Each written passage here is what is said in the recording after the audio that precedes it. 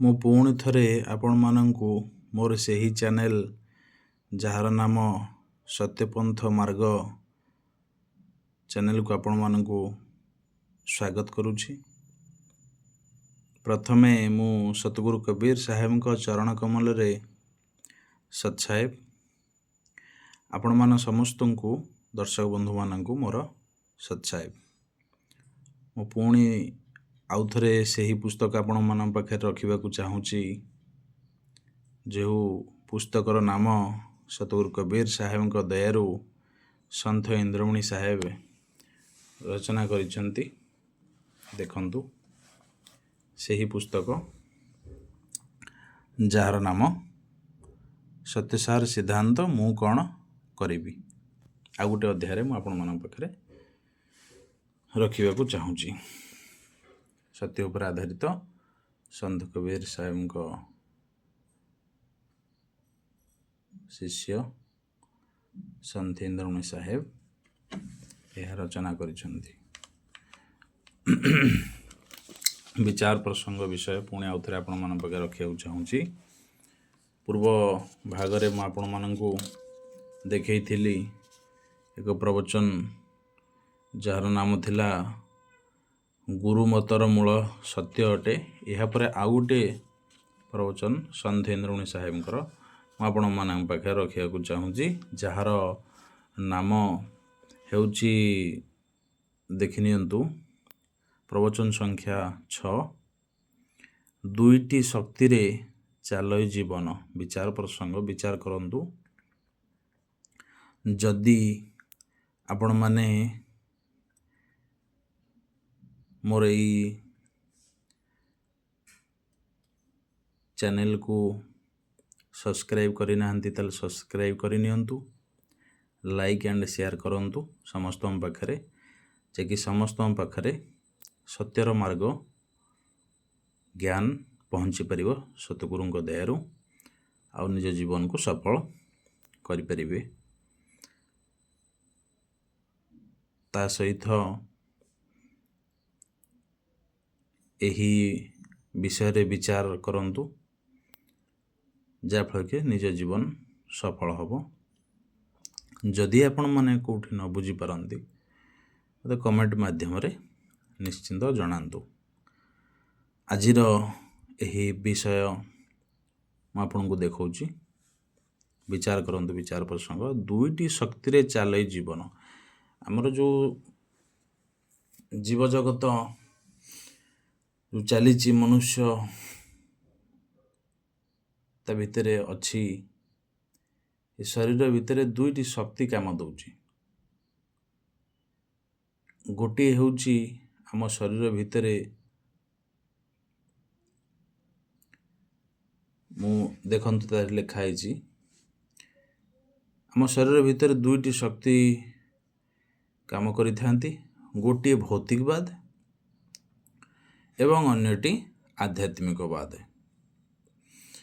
ତ ଏହି ଦୁଇଟି ଶକ୍ତି ଏଭଳି ସଂଶ୍ଳିଷ୍ଟ ଯେମିତି କ୍ଷୀର ଏବଂ ନୀର। ନୀର ଅର୍ଥ ପାଣି।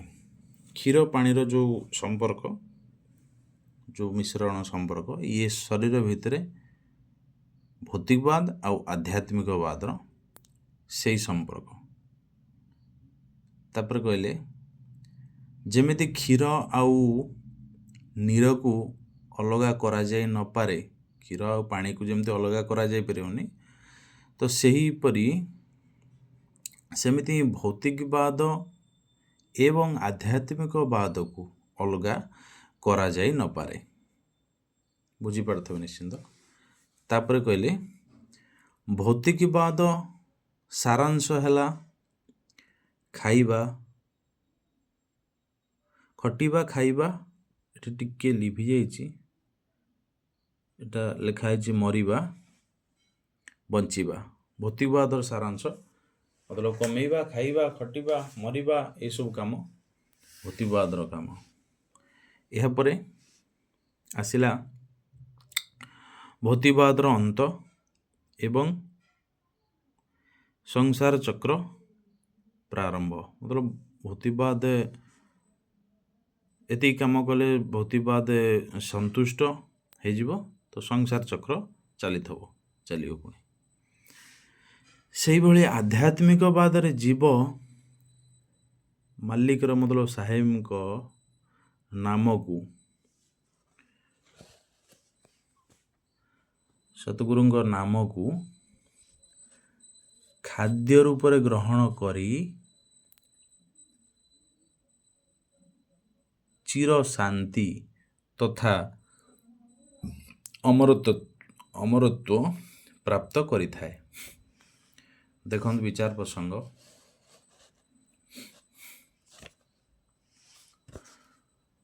ଖାଦ୍ୟ ଯେମିତି ପେଟ ପାଇଁ ଆମର ଆବଶ୍ୟକ କ'ଣ, ଯାହା ଆମେ ଖାଦ୍ୟ ଖାଉଛେ, ଭାତ, ରୁଟି, ଡାଲମା, ତରକାରୀ ଇତ୍ୟାଦି ଇତ୍ୟାଦି ଯାହା ସଂସାରରେ ଖାଦ୍ୟ ଅଛି ପେଟ ପାଇଁ ଆମର ଆବଶ୍ୟକ ଅଛି। ତ ସେଇଭଳି ଜୀବର ଖାଦ୍ୟ କ'ଣ, ଜୀବର କ'ଣ ଖାଦ୍ୟ ଏ ବି ଜାଣି ନେବା ଆମେ ଜରୁରୀ। ଜୀବ କେଉଁ ଖାଦ୍ୟ ଖାଇଲେ, କ'ଣ ଖାଇଲେ ଯେ କି ସେ ପରମ ମୁକ୍ତି ପାଇପାରିବ ସଂସାର। ଜୀବର ଭୋକ ଏହା ନୁହେଁ କି ଆମେ ଯାହା ଖାଉଛେ ଏ ଜୀବର ଭୋକ ନୁହେଁ, ଇଏ ସିର୍ଫ କେବଳ ପେଟର ଭୋକ। ଖାଦ୍ୟ ରୂପରେ ଗ୍ରହଣ କରି ଚିର ଶାନ୍ତି ତଥା ଅମରତ୍ୱ ପ୍ରାପ୍ତ କରିଥାଏ।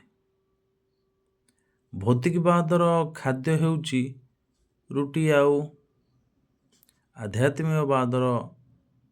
ଆଧ୍ୟାତ୍ମିକବାଦ ଜୀବକୁ ବଞ୍ଚାଇବା ପାଇଁ ଆହାରରେ ମାଲିକଙ୍କ ନାମକୁ ଆଶ୍ରୟ କରିଥାଏ। ବିଚାର କରନ୍ତୁ, ମୁଁ କହୁଥିଲି ଆପଣଙ୍କୁ, ତ ସର୍ଟ ଲେଖା ହେଇଛି, ବେଶୀ ଲମ୍ବା ଚଉଡ଼ା ନୁହେଁ।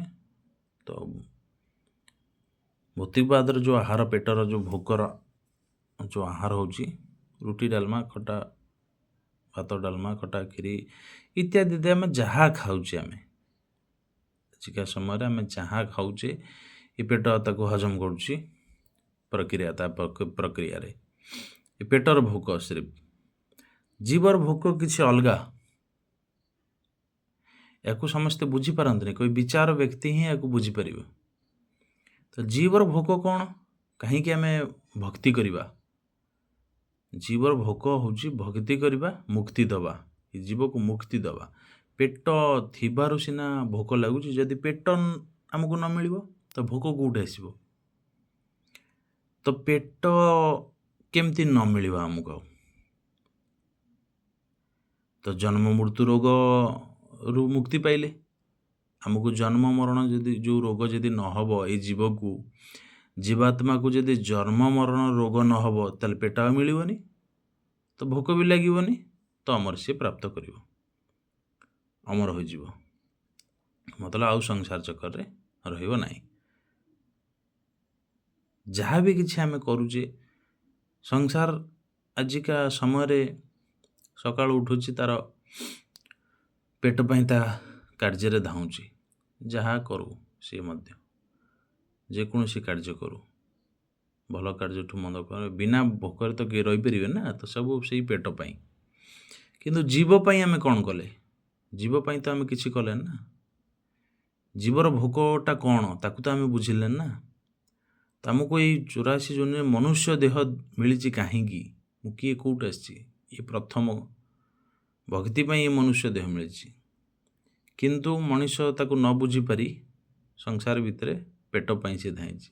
ଭକ୍ତି କରି ମନୁଷ୍ୟ ଦେହ ବାର ଆସେ ନା, 84 ଜନ୍ମରୁ ଥରୁଟିଏ ମିଳିଥାଏ ମନୁଷ୍ୟ ଜନ୍ମ। ତ ମାଲିକ ନେଇ ମନୁଷ୍ୟ ଦେହ ଏଇଥିପାଇଁ ଦେଇଥାଏ କି ଭକ୍ତି କର, ମୁକ୍ତି ପାଇଁ ମନୁଷ୍ୟ ଦେହ ମିଳିଥାଏ, ସିର୍ଫ ମୁକ୍ତି ପାଇଁ। କିନ୍ତୁ ତାକୁ ମଣିଷ ବିଚାର କରେ ନା, ତାର ନିଜର ପେଟ ପାଇଁ ଧ୍ୟାନ ସେ ଧାଇଁଥାଏ। કોઈ ବ୍ୟକ୍ତି ବିରଲା କିଏ ଜଣେ ଇତିମଧ୍ୟରେ ସେ ଜୀବକୁ ବଞ୍ଚିବା ପାଇଁ ମାଲିକ ଖୋଜିଥାଏ। ତାପରେ ଦେଖନ୍ତୁ, ଆମେ ଲେଖିଲେ ଭୌତିକବାଦର ଖାଦ୍ୟ ରୁଟି ଇତ୍ୟାଦି ଇତ୍ୟାଦି, ଆଧ୍ୟାତ୍ମିକବାଦ ଜୀବକୁ ବଞ୍ଚାଇବା ପାଇଁ ଆହାରରେ ମାଲିକ ନାମକୁ ଆଶ୍ରୟ କରିଥାଏ। ଇ ବିଚାର ବ୍ୟକ୍ତି ହିଁ କରିପାରିବ। ବିଚାର ବ୍ୟକ୍ତି ଏ କାର୍ଯ୍ୟ କରିପାରିବ। ତ ବିଚାର କଲେ ଯାଇକି ମାଲିକ ସେ ପ୍ରାପ୍ତ କରିପାରିବ। ସତ୍ସଙ୍ଗ ବଞ୍ଚିବାର ଉପାୟ ବତାଇଥାଏ। ତ ଏଠି ଯେଉଁ ଶବ୍ଦ ଲେଖା ହେଲା ଦେଖନ୍ତୁ, ସତ୍ସଙ୍ଗ ଲେଖା ହେଲା ସତ୍ସଙ୍ଗ। ସତ୍ସଙ୍ଗର ଅର୍ଥ ବି ସଂସାର ବୁଝିନି ଏ ପର୍ଯ୍ୟନ୍ତ, ସମସ୍ତେ ବୁଝି ନାହାନ୍ତି। କିଏ ଜଣେ ବ୍ୟକ୍ତି ବୁଝିଛନ୍ତି, ବିର୍ଲା କିଏ ଜଣେ ବୁଝିଛନ୍ତି, କିଏ ଜଣେ ବିର୍ଲା, କିଏ ଜଣେ ଏଇ ସତ୍ସଙ୍ଗର ଅର୍ଥ ବୁଝିଛନ୍ତି। ସତ୍ସଙ୍ଗର ଅର୍ଥ ହେଉଛି ନା ଆମେ ସଂସାରରେ ମଣିଷ ଅନେକ ସଙ୍ଗ କରୁଛି। ସେ କିଏ କେତେ ପ୍ରକାର ସଙ୍ଗ କରୁଛି। ତ ସବୁ ସଙ୍ଗ ଠାରୁ ଯେତେ ସଙ୍ଗ ସଂସାରରେ ମଣିଷ କରୁଛି, ସବୁଠାରୁ ଶ୍ରେଷ୍ଠ ସଙ୍ଗ ହେଉଛି ସତ୍ସଙ୍ଗ। ସତ୍ର ସଙ୍ଗ କରିବାକୁ ସତ୍ସଙ୍ଗ କୁହାଯାଏ। ଆପଣମାନେ ଜାଣି ରଖନ୍ତୁ, ସତ୍ସଙ୍ଗର ଅର୍ଥ ବି ଯେଉଁମାନେ ବି ସତ୍ସଙ୍ଗକୁ ଯାଉଛନ୍ତି ତାଙ୍କୁ ଯଦି ପଚରାଯିବ ସତ୍ସଙ୍ଗ ମାନେ କ'ଣ, ଅନେକ ଲୋକ ଅନେକ ମତ ରଖିବେ, କିନ୍ତୁ ତାର ବିଚାର ପ୍ରସଙ୍ଗ ବିଚାରକୁ ନେଲେ, କଥାର ସନ୍ଧି ବିଚ୍ଛେଦ କଲେ କି ଏହା ବାହାରିବ କି ସତ୍ର ସଙ୍ଗକୁ ସତ୍ସଙ୍ଗ କୁହାଯାଏ। ଅନ୍ଧବିଶ୍ୱାସକୁ ସତ୍ସଙ୍ଗ କୁହାଯାଏ ନା, କି ଭୁଲକୁ ସତ୍ସଙ୍ଗ କୁହାଯାଏ ନା। ସତ୍ସଙ୍ଗ ଏହା ସତ୍ର, ଯେଉଁଠି ଅନ୍ଧବିଶ୍ୱାସ ନାହିଁ, ଯେଉଁଠି ଭୁଲ ନାହିଁ, ଯେଉଁଠି ନ୍ୟାୟ ଅଛି, ଅନ୍ୟାୟ ଯେଉଁଠି ନାହିଁ, ଯେଉଁଠି ଛଳନା ନାହିଁ, ଯେଉଁ କଥାରେ ମିଛ ନାହିଁ, ଯେଉଁଥିରେ, ତାକୁ ସତ୍ର ସଙ୍ଗକୁ ସତ୍ସଙ୍ଗ କୁହାଯାଏ। ତାପରେ ଲେଖିଲେ, ଯାହାଫଳରେ ଜଣେ ମନୁଷ୍ୟ ମାଲିକ ନାମର ଆଶ୍ରୟରେ ବଞ୍ଚି ପାରିଥାଏ। ତ ସତ୍ସଙ୍ଗରେ ମାଲିକର ଜ୍ଞାନ ଦିଆଯାଏ, ସତ୍ୟର ଜ୍ଞାନ ଦିଆଯାଏ, ଯାହାଫଳରେ ଯେଉଁ ବିଚାର ବ୍ୟକ୍ତି ଏହାର ଅର୍ଥ ବୁଝି ସେ ମାଲିକକୁ ସାହାରା କରି ନିଜ ଜୀବନ ନିର୍ବାହ କରିଥାଏ, ନିଜ ଜୀବକୁ ବଞ୍ଚାଇଥାଏ। ବାକି ଯେଉଁ ସଂସାରର ରହିଲା ସବୁକିଛି ଚକ୍ରରେ ଫସି ରହିଥାଏ। ବାକି ଯେଉଁ ସଂସାର ସତ୍ସଙ୍ଗକୁ ଛାଡ଼ିକି ଯିଏ ରହିଲେ,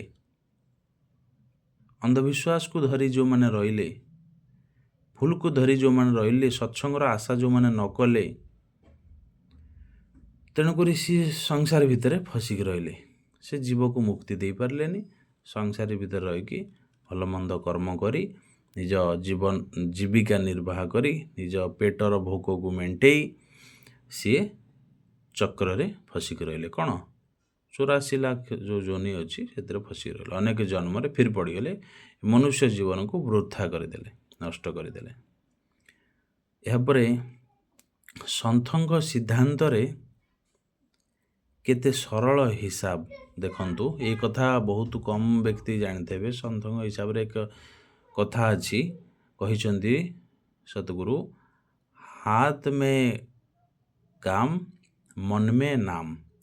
ତ ଦେଖନ୍ତୁ କେତେ ସରଳ ଉପାୟ ଦେଇଛନ୍ତି। ତ ଆପଣ ମନ ଭିତରେ ନାମକୁ ଧ୍ୟାନ କରିବେ, ବାହାରେ କାମ କରିଚାଲିବେ। ଯେଉଁ ଆପଣ କର୍ମ ରହିଲା ପେଟ ପାଇଁ କମେଇବା, ଯେଉଁ ରହିଲା ସତ୍ ମାର୍ଗରେ ଉପାର୍ଜନ କରିବା, ଏଇ ପେଟ ଅଛି, ଜୀବ ଅଛି, ସବୁ ତ ଏକା ସାଙ୍ଗେ ଜଡ଼ିତ ନା ସବୁ। ତ ତାକୁ ବି ତ ଦେଖିବାର ଅଛି। ପେଟରେ ବି ଭୋକ କରୁଥିବା ବେଳେ ଭକ୍ତି କେଉଁଠି ହେଇପାରିବ, ବଡ଼ ମୁସ୍କିଲ ହେବ। ତେଣୁକରି ଭୋକକୁ ବି ମେଣ୍ଟେଇବା ଜରୁରୀ। ପେଟରେ 2ଟା ଦାନା ପଡ଼ିଗଲା ପରେ ତାପରେ କୁହାଯିବ ତୁ ଆଉ ଖା, ପେଟ ଭରିଗଲା ପରେ। ଅମୃତ କଥାର ଅଛି, ଅମୃତ ଦେଲେ ବି ବିଷ ଲାଗିବ, ଆଉ ଇଚ୍ଛା ହେବନି। ଇଚ୍ଛା ଯେତେବେଳେ ଭୋକ ମିଟିଗଲା ପରେ, ତ ସେଇ ସମୟରେ ଚତୁରତା ସହିତ ଆମେ ମାଲିକର ନାମକୁ ଧ୍ୟାନ କରିଦେବା। ସେ ସମୟରେ ଆମେ ଯଦି ପୁଣି ଧ୍ୟାନ ନ କରିବା, ଫିର୍ ଆମେ ଅନେକ କାର୍ଯ୍ୟ ଅନେକ ଭିତରେ ବ୍ୟସ୍ତ ରହିବା, ତେବେ ଆମେ ତ ଅଧା ସମୟ କମେଇବା ଖାଇବାରେ ବିତେଇ ଦେଲେ, ତ ମାଲିକ ଖୋଜିଲେ କେତେବେଳେ, ଆମେ ମୁକ୍ତିର ଆଶା କେତେବେଳେ କଲେ ଆଉ। ତ ସେଇ ସମୟରେ ଯେଉଁ ସମୟ ରହିଲା ତାଦେହରେ ମାଲିକ ବି ଧ୍ୟାନ କରିବା ଜରୁରୀ। ତେଣୁକରି ସରଳ ଉପାୟ ସତଗୁରୁ କବୀର ସାହେବ ଲେଖିଥିଲେ, କହିଲେ ହାତ ମେ କାମ ମନ ମେ ଲାମ। ଏପଟେ କାମ କରୁଥିବ, ସେପଟେ ମାଲିକ ନାମକୁ ବି ଧ୍ୟାନ କରିପାରିବ। जो मुहूर्त्त जो स्थान सेमती किसी स्थान काल पात्र ना कि यही समय मालिक ध्यान कर सदा सर्वदा ध्यान कर किसी असुविधा नहीं। जो समय जेमिति दुईटी जेमिति रुटीर खाद्य बिना शरीर असंतुलित होता है, सेहीपरि साहेबଙ୍କ नाम बिना जीव मध्य 84 लाख जोनि रे आतजात करी भ्रमु थाए भ्रमु थिबो। बुझिले कि विचार करंतु जेमती आमे जो खाद्य खाऊचे जहाँ भी खाद्य खाऊचे आमे सर्ट खाली रुटी ले खाए अनेक भात डालमा इत्यादि इत्यादि जहाँ भी किसी आमे खाऊचे तो या यदि आमे न खाइबा ई शरीर असंतुलित मतलब शरीर जो जहाँ कमी पूर्ति हेब नहीं शरीर जहाँ आवश्यक ये शरीर दुख पाइब कष्ट पाइब शरीर असंतुलित हो कमी बेसी तार आसीज तादे सेहीपरि साहेब को मालिक रो नाम रे बिना जीव मध्य 84 लाख जोनि रे आतजात करी भ्रमु थिबो। तो विचार करंतु कथा जेमती आमे के देखंतु एथरे केमती ने शरीर सहित जीवर उभयंकर सामंजस्य अछि।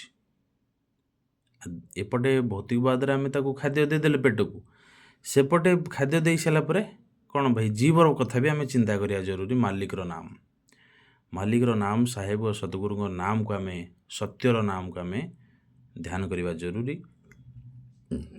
जहाँ को ध्यान कले आमे एथुर आमे वंचित जीव को आमे बंचाई पारिबा चतुरता सहित आमे आम जीवन को भी 84 लाख जोनि रो जो 184 जोनि अच्छी तादूर आमे बंचाई पारिबा।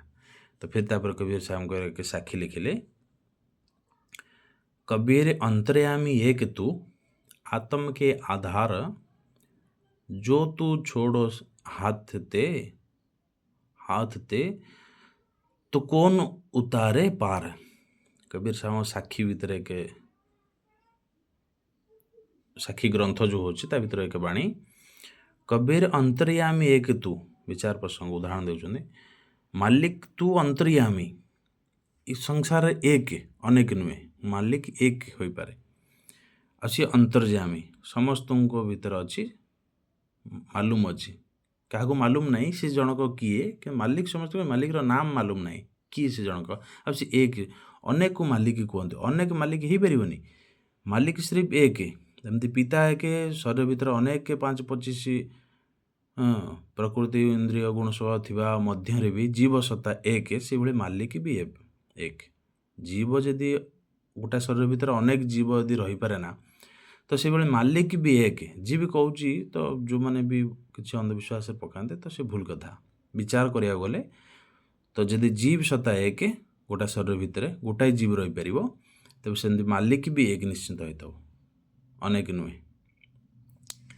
तो अंतर्यामी किंतु आत्म के आधार मत जो आम आत्मा सहित जड़ित मालिक के आत्मा आम आत्मा सहित जड़ित अलगा नुहे।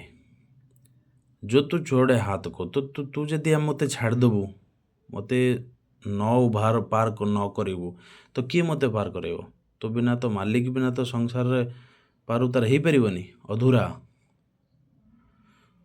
84 लाख जोनि रे जीव फसिब तो कौन उतारे पार तो कहीं मत पार कर तो बिना कहीं मत पार कर मालिक रो सहारार आवश्यक अच्छी ये जीव को तो केमती करिवो यार सतगुरु कबीर साहब रास्ता बतई देले केमिति मालिक प्राप्त करि परिबो को समय रे को मुहूर्त रे तमे ध्यान करिकिना तमे 84 लाख जोनि रु आमे उभार पाई परिबो जीव को बंचई परिबो आर कौन सी दूसरा अन्य कौन सी रास्ता ही नहीं। यही रास्ता द्वारा आमे निज जीवन को बंचई परिबा दुईटी शक्ति रे चल ये जीवन जहाँफल कि आमे निज जीवन को यही रास्ता आमे अतिबाहित कले आमे निश्चिंत आम ताकू केही भी अटकई पारिबेनी। सद्गुरुଙ୍କ दयारू निश्चिंत आम जीवन सफल हब। निश्चिंत आपको केही संसार स्वयं मालिक भी विवश हो जीव मुक्ति पाइबार समय आसीगला। निश्चिंत मालिक यार मुक्ति जीवात्मा को आउ अनेक दुख न देकिना मुक्ति निश्चिंत कराइदेवे। मु आज अध्याय को ये रखुची।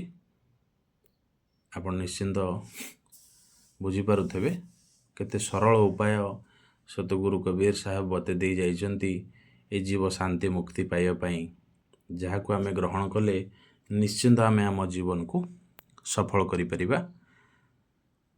आउ ये कथा को मोर ये चैनल जरिया जो आपण मानक जनाऊे, आप चैनल को सब्सक्राइब लाइक एंड शेयर करूँ समस्त पाखु, जकि जन जन समस्त पाखु पहुँच पार, समस्ते निज जीवन को सफल करें, मुक्ति दे पारे, निज जीव को बंचाई पारे, अनेक जोनि बंचाई पारे ए जीवन को। एति कही आपण मान पाखरे आज ये प्रवचन को रखुची। समस्त को मोर सत साहिब।